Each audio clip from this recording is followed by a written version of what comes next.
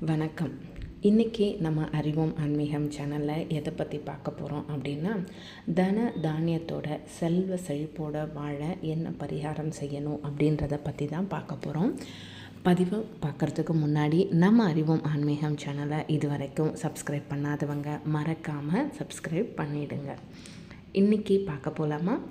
தன தானியத்துடன் செல்வ செழிப்புடன் வாழ என்ன பண்ணணும், அதாவது வீட்டில் பணம் சேரணும் அப்படின்னா என்ன பண்ணணும் அப்படின்றத பற்றி தான் பார்க்க போகிறோம். இன்றைக்கி காலகட்டத்தில் பண தேவை அப்படின்றது எல்லாருக்குமே நாளுக்கு நாள் ரொம்பவே அதிகரிச்சுட்டு வருது.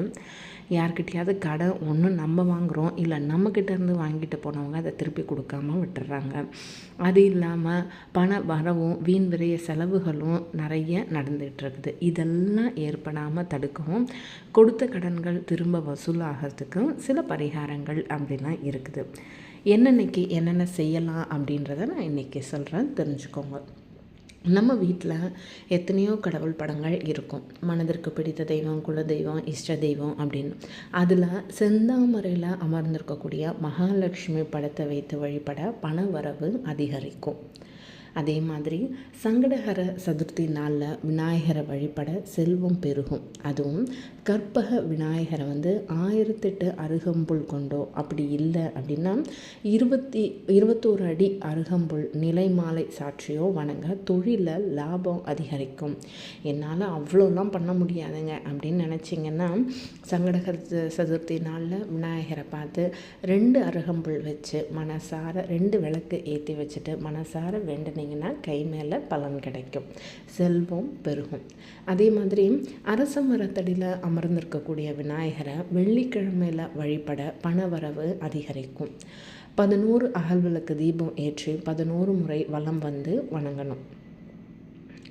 அதே மாதிரி செவ்வாய்க்கிழமையில் விநாயகருக்கு வெற்றிலை மாலை சாற்றி வணங்கினா கடன் பிரச்சனைகள் நீங்கும். அதுபோல் முருகப்பெருமானையும் செவ்வாய்க்கிழமை செவ்வரளி மாலை சாட்சி வணங்க நினைத்த காரியம் கைகூடும்.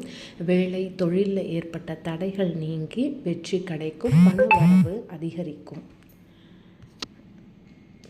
அடுத்தது மகாலட்சுமி வழிபாடு. இது எப்படி செய்யணும் அப்படின்னு பார்த்தோம் அப்படின்னா, இந்த வழிபாட்டை நீங்கள் டெய்லி செய்யலாம். அப்படி இல்லை அப்படின்னா பிரம்ம முகூர்த்த வேளையில் செய்யலாம். அதை தவற விட்டவங்க காலை 6லேருந்து 7 மணிக்குள்ளே செஞ்சிடணும்.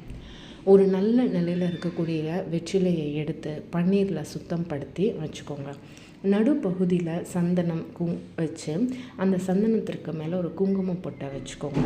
இதை நம்முடைய வீட்டு பூஜை அறையில் ஒரு சிறிய தாம்பால் தட்டு மேலே வச்சு அதை மகாலட்சுமியாக பாவித்து ஓம் தன தானியாதிபதையே நமக, நான் மறுபடியும் சொல்கிறேன், ஓம் தன தானியாதிபதையே நமக அப்படின்ற மந்திரத்தை 108 முறை சொல்லுங்கள். அப்படி அர்ச்சனை பண்ணும்போது மலர்களாலோ இல்லை குங்குமத்தாலோ அர்ச்சனை செஞ்சுட்டு வாங்க. இதை மாதிரி நீங்கள் இதை டெய்லி செஞ்சுட்டு வரலாம். முடியாதவங்க வெள்ளிக்கிழமையில் செஞ்சுட்டு வர்றது ரொம்ப விசேஷமாக இருக்கும். இதுக்கு நல்ல பலனும் உங்களுக்கு கிடைக்கும். இந்த பதிவு பிடிச்சிருக்குன்னு நம்புகிறேன். இந்த பதிவு பிடிச்சிருந்ததுன்னா மறக்காமல் லைக் பண்ணுங்கள், கமெண்ட் பண்ணுங்கள், நம்ம சேனலை சப்ஸ்கிரைப் பண்ணுங்கள். வாழ்க வளமுடன்.